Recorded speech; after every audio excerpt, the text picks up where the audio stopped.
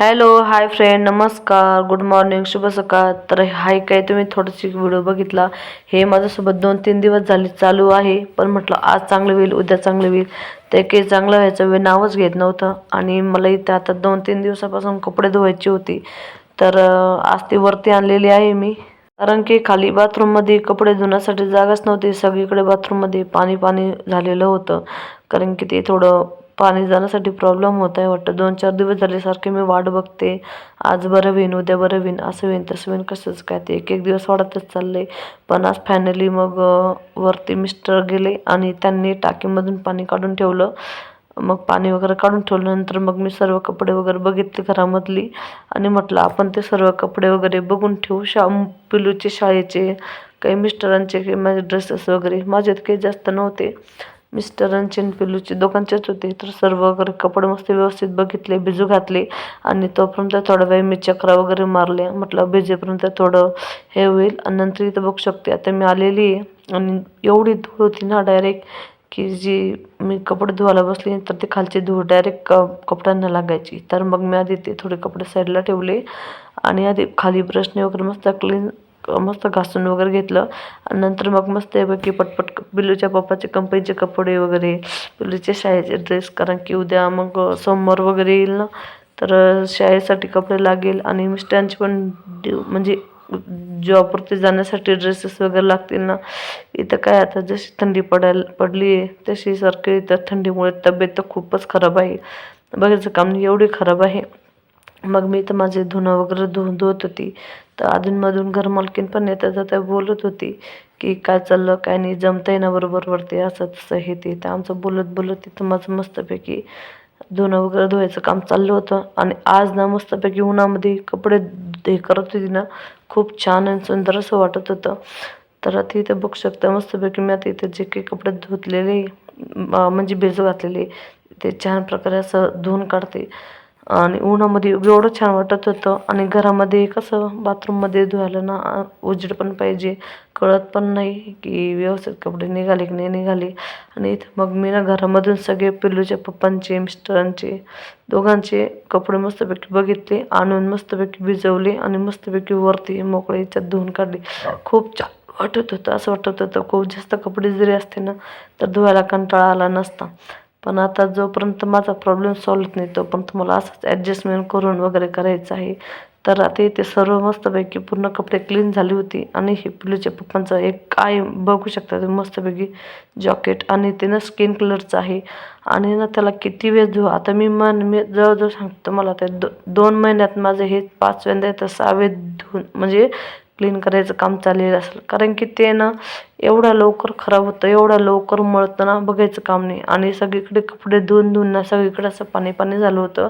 आणि थोडा असा कपड्याचा मळ पण झालेला होता.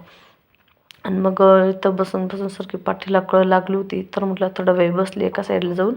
आणि मग त्याच्यानंतर इकडे आली आणि जे काही बाकीचे कपडे धुवून ठेवली होती त्याला परत एकदा पाण्यातून काढून मस्तपैकी पिळून वगैरे ठेवत होते एका साईडला. आणि मग नंतर जे काही उरेल ना पाणी, मग त्याच्यामध्ये जे काही उरलेली भांडी आहे ती मस्त धुवून काढेल आणि थोडा वेळ बसेल.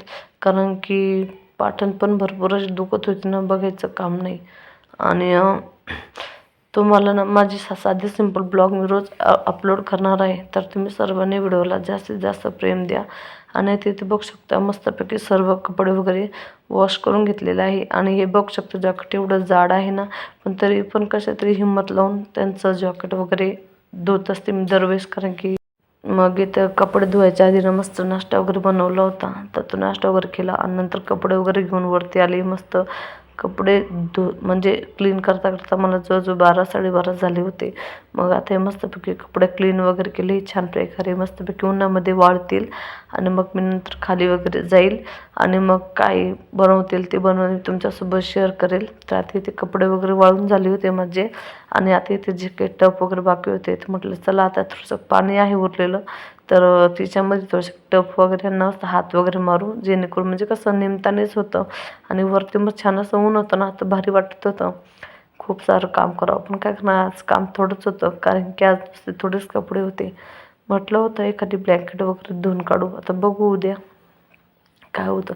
पण म्हणतात ना, जेव्हाचे तेव्हा काम केलेलं चांगलं राहतं, बरोबर आहे. पण आता इथे हे भांडे पण घासणं महत्त्वाचे होते, कारण की भांड्यांना पण भरपूर दिवस झाले मी हात नव्हता मारलेला. मग मस्त टप वगैरे, बकेट, बसण्याचा जो आपला टप असतो तो, आपला पाट असतो तो बाथरूममधला, तो पण क्लीन करून घेतला छान प्रकारे आणि सर्व भांडे वगैरे क्लीन करून काढले. थोडंसं पाणी उरलेलं होतं तर ते पण वेगळ्या भांड्यांमध्ये टाकलं. आणि हे पण टप वगैरे मी साड्यांवरती घेतलेले आहे. तर हे टप मला परवडले का, जुन्या पुराण्या साड्या असतात ना आपल्या घरामधल्या, तर त्या साड्यांवर घेतलेलं आहे. ते टप परवडले का मला दळण वगैरे करायला, भांडे वगैरे घासायला, असं कपडे जास्त असले त्याच्यासाठी. त्याच्यानंतर मग इथं पाणी जे साचलेलं होतं भरपूर, ते मस्तपैकी सर्व झाडून वगैरे घेतलं आणि परत थोडा वेळ येऊन बसली.